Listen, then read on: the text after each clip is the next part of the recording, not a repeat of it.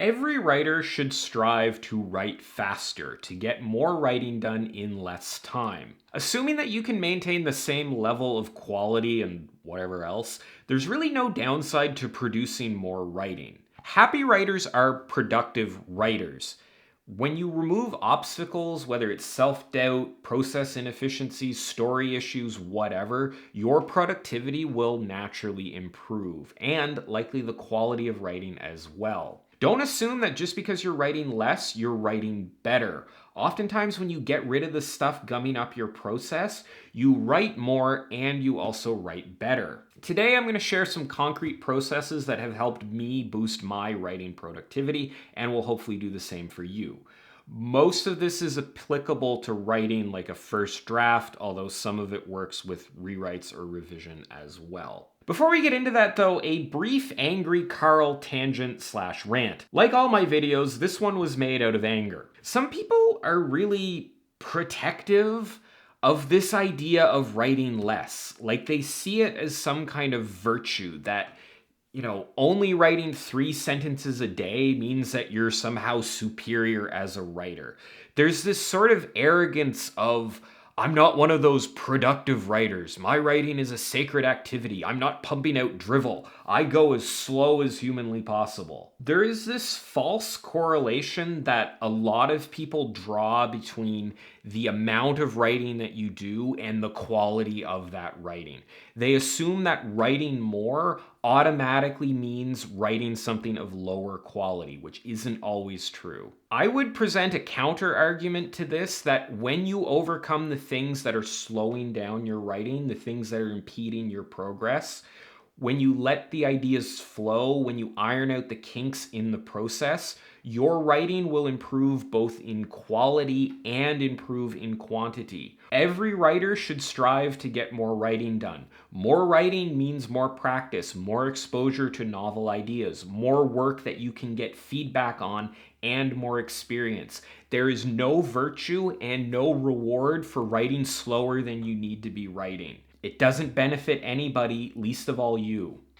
All right, once my blood pressure settles down a bit, we will talk about boosting writing productivity. First piece of advice that I have here is to plan your writing sessions. Anytime you sit down to write for however long, think about what you want to write scene-wise in the upcoming session, where you want to get to in the story, what challenges you might need to overcome, how far you intend to get, what type of story elements or plot beats that you want to achieve in that writing session. This does not need to be like an hour spent in front of a Gantt chart or something like that. Literally like 2 to 5 minutes of this is the next scene that I'm writing, this is what the characters are doing, these are the important plot beats I want to hit, that kind of thing. That can be enough to guide your session and get your mind working on ideas. I think some people, myself included, get stressed out about the work that we need to do, and so we jump into the work as fast as possible. We try to,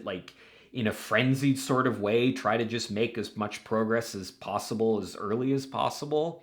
That's ultimately counterproductive. A little bit of thought, a little bit of deliberateness before you actually begin work goes a long way to increasing your productivity and also improving the quality of what you're doing because you're not just rushing into the work blindly. If you work from an outline, this might just involve reviewing that day's scene. If you're a pantser and don't want to sully your reputation by knowing what's happening more than a sentence further on in your story, you could, for instance, reread the last part of the last scene you wrote so that you can ground your mind in what just happened and decide what happens next.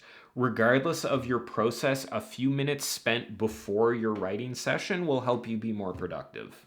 Next thing is more of a mindset shift. A lot of times what slows us down are options. When there's more than one direction to take a story or a scene, we sometimes get bogged down in thinking about which way to go. It might be picking between 2 options, or we might think that there's a better option lurking out there in the ether that we haven't thought of yet, and that delays us making progress. This could be a big plot thing, like should I make the villain the hero's long-lost father, all the way down to small things like I don't know how to describe the inside of the greasy diner that my character just walked into. This could be something to do with an entire novel, or it could be how to approach a single sentence. The best way I've discovered to overcome this is to move forward with an option. Take the story in a direction, even if you have some doubts about it. If you do this, then one of two things will happen. Either you will really like the direction that you take the story in, and the problem will be solved because you've found something that works, or you won't like that direction and will need to go back and rewrite. People get really afraid of the second outcome. They're like, oh my God, I wrote this thing and it didn't work out, and now I have to go back and start over. I've wasted so much time and made no progress. But the thing is, in that scenario, even if the direction you take really doesn't work at all, you have made progress. You know something that doesn't work. You've learned, you've eliminated possibilities, and will likely have a better idea for where things need to go. I think it's hard sometimes to realize how much time you waste just thinking and not making progress versus trying something that doesn't work. Like in that latter case, we're really afraid of that, to the point where we'll spend even more time than it would have taken to do something wrong thinking about what the right thing is to do. You learn only when you move forward, and you can't move forward through your story without writing. Don't wait around trying to find the perfect, guaranteed, 100% certain path forward that will ensure you never screw up and everything works out. You won't be able to find that. If you find that you aren't as productive as you want to be writing-wise, and that you're spending a lot of time trying to consider different options or different ideas, then this is something that you need to change. Writing is about destroying potential. It's about walking through doors and potentially slamming them shut because they were the wrong door to walk through. You are denying yourself high quality information when you delay, when you think, when you try to find the perfect approach to something without trying anything. Which brings us to the last and I think most important thing you should do if you want to write more and write better. And that is to abandon the idea of producing good writing. This is a very subtle idea, and I may not explain it well enough here, but here goes. The price of producing good writing is producing a lot of crappy writing. Nothing in the world will improve your writing except you practicing writing and practicing a lot. Books, reading, feedback, videos, editors, courses, getting an MFA, those things will help, but most of what will build your skill is what you learn through practice, and practice requires a lot of volume. Here's where this gets nuanced. This does not mean producing sloppy writing. Everybody, when they think about this, they go there. There's 50 people, I guarantee you right now, writing a comment about this and not listening to what I'm actually saying. Sloppy writing is writing that's bad because of a lack of effort. If the writing you produce is bad, it should be bad because you lack the skill necessary to make it good, not because you didn't try to make it good. That's the difference. That's one thing that in this write a lot, don't write a lot argument that a lot of people seem to miss. Trying is the operative word here. Effort is what matters. Writing should be exhausting. It should drain the life and youth from your body as you do it. That's extreme, but writing should feel challenging. It should feel like you're stretching yourself to produce writing.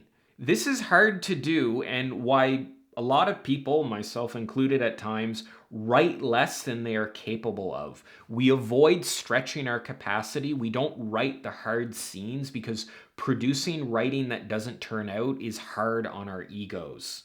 We avoid writing or write slowly because we fear we can't make the writing good. If you knew the scene you're writing was going to turn out, then you wouldn't have this problem. We slow down, we delay, we do all the things I talked about in this video because of the uncertainty, because we don't want to fail. But failing is how you learn. It is the price you pay for skill. If you write more, if you produce more writing, then the overall quality of your writing may go down because you're pushing yourself. You are reaching the limits of your skill, but reaching towards those limits is what will increase your limits. This is where every writer should be focused. It is correct to say that just writing more will not necessarily make you a better writer and can be detrimental. When you write more, you need to also be putting effort into it. Sloppy writing is when you don't put effort in. Speaking of focus, you will need to be focused on something else besides this video in a moment because this video is coming to an end. So there you have it. I hope you enjoyed this video and found the advice in it useful. If you want to see more stuff like this, you can check out all my other writing advice related videos and subscribe to my channel. As always, thanks so much for watching, and I will see you next time.